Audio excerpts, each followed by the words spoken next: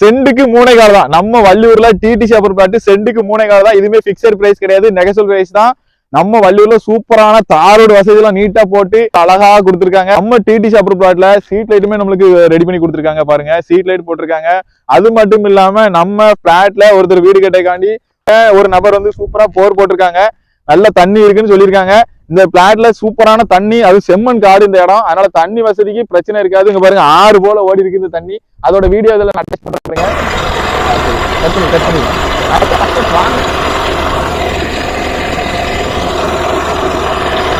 குழந்தைகள் விளையாடுறதுக்காக இதுலயுமே சூப்பரா ஒரு பெரிய பார்க் நம்மளுக்கு ரெடி பண்ணி தர போறாங்க.